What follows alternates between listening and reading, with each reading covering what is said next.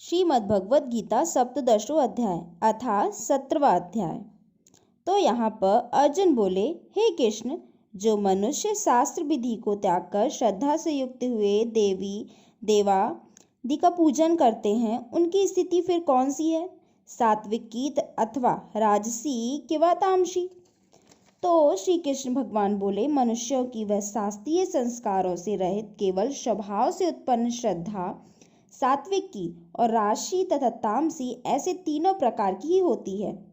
उसको तू मुझसे सुन। हे भारत, सभी मनुष्यों की श्रद्धा उनके अंतःकरण के अनुरूप होती है। यह पुरुष श्रद्धामय है, इसलिए जो पुरुष जैसी श्रद्धा वाला है वह स्वयं भी वही है। सात्विक पुरुष देवों को पूजते हैं, राजस पुरुष यक्ष और राक्षसों को तथा अन्य जो तामस मनुष्य हैं वे प्रेत और भूतगणों को पूजते हैं। जो मनुष्य शास्त्र विधि से रहित केवल मन कल्पित घोर तप को तपते हैं तथा दंभ और अहंकार से युक्त एवं कामना आसक्ति और बल के अभिमान से ही युक्त हैं, जो शरीर रूप में स्थित भूत समुदाय को और अंतःकरण में स्थित मुझ परमात्मा को भी क्रश करने वाले हैं, उन अज्ञानियों को तू आसुर स्वभाव वाले जान। भोजन भी सबको अपनी अपनी प्रकृति के अनुसार 3 प्रकार का प्रिय होता है, और वैसे ही यज्ञ तप और दान भी 3 प्रकार के होते हैं। उनके इस पृथक पृथक भेद को तू मुझसे सुन। आयु, बुद्धि, बल, आरोग्य, सुख और प्रीति को बढ़ाने वाले, रस युक्त चिकने और स्थिर रहने वाले तथा स्वभाव से ही उनको प्रिय ऐसे आहार अर्थात भोजन करने के पदार्थ सात्विक पुरुष को प्रिय होते हैं। कड़वे, खट्टे, लवण युक्त, बहुत गर्म, तीखे, रूखे, दाहकारक और दुख, चिंता तथा रोगों को उत्पन्न करने वाले आहार अर्थात भोजन करने के पदार्थ राजस पुरुष को प्रिय होते हैं। जो भोजन अधपका, रस रहित, दुर्गंध युक्त, बासी और उच्छित है तथा जो अपवित्र भी है, वह भोजन तामस पुरुष को प्रिय होता है। जो शास्त्र विधि से नियत यज्ञ करना ही कर्तव्य है, इस प्रकार मन को समाधान करके फल ना चाहने वाले पुरुषों द्वारा किया जाता है, वह सात्विक है। परंतु हे अर्जुन, केवल दंभाचरण के लिए अथवा फल को भी दृष्टि में रखकर जो यज्ञ किया जाता है, उस यज्ञ को तू राजस जान।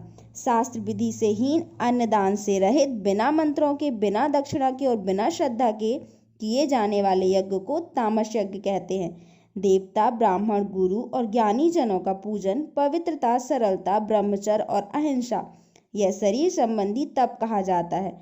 जो उद्वेग न करने वाला, प्रिय और हितकारक एवं यथार्थ भाषण है तथा जो वेद शास्त्रों के पठन का एवं परमेश्वर के नाम जप का अभ्यास है, वही बाणी संबंधी तप कहा जाता है।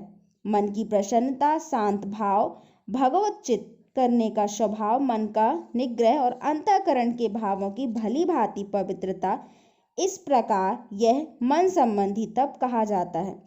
फल को ना चाहने वाले योगी पुरुषों द्वारा परम श्रद्धा से किए हुए उस पूर्वोक्त 3 प्रकार के तप को सात्विक कहते हैं। जो तप सत्कार, मान और पूजा के लिए तथा अन्य किसी स्वार्थ के लिए भी स्वभाव से या पाखंड से किया जाता है, वह अनिश्चित एवं क्षणिक फल वाला तप यहाँ राजस कहा गया है। जो तप मूर्तापूर्वक हठ से मन, वाणी और शरीर की पीड़ा के सहित अथवा दूसरे का अनिष्ट करने के लिए किया जाता है, वह तप तामस कहा जाता है। दान देना ही कर्तव्य है, ऐसे भाव से जो दान देश और काल और पात्र के प्राप्त होने पर उपकार न करने वाले के प्रति दिया जाता है, वह दान सात्विक कहा गया है। किंतु जो दान क्लेश पूर्वक एवं प्रत्युकारक के प्रयोजन से अथवा फल की दृष्टि में रखकर फिर दिया जाता है, वह दान राजस कहा जाता है। जो दान बिना सत्कार के अथवा तिरस्कार पूर्वक अयोग्य, देश काल में और कुपात्र के प्रति दिया जाता है, वह दान तामस कहा गया है। ओम तत्सत। ऐसे यह 3 प्रकार का सच्चिदानंदन ब्रह्मा का नाम कहा है। उसी से सृष्टि के आदि काल में ब्राह्मण और वेद तथा यज्ञ आदि रचे गए हैं। इसलिए वेद मंत्रों का उच्चारण करने वाले श्रेष्ठ पुरुषों की शास्त्र विधि से नियत यज्ञ, दान और तप रूप क्रियाएं सदा ओम एक परमात्मा के नाम को उच्चारण करके ही आरंभ होती है। तत् अर्थात तत् नाम से कहे जाने वाले परमात्मा का ही यह सब है। इस भाव से फल को ना चाहकर नाना प्रकार की यज्ञ, तप रूप क्रियाएं तथा दान रूप क्रियाएं कल्याण की इच्छा वाले पुरुषों द्वारा की जाती है। सत इस प्रकार यह परमात्मा का नाम सत्य भाव से और श्रेष्ठ भाव से प्रयोग किया जाता है तथा हे पार्थ, उत्तम कर्म से भी सत शब्द का प्रयोग किया जाता है तथा यज्ञ तप और दान से जो स्थिति वह भी सत इस प्रकार कही जाती है और इस परमात्मा के लिए किया हुआ कर्म निश्चय पूर्वक सत ऐसे कहा जाता है।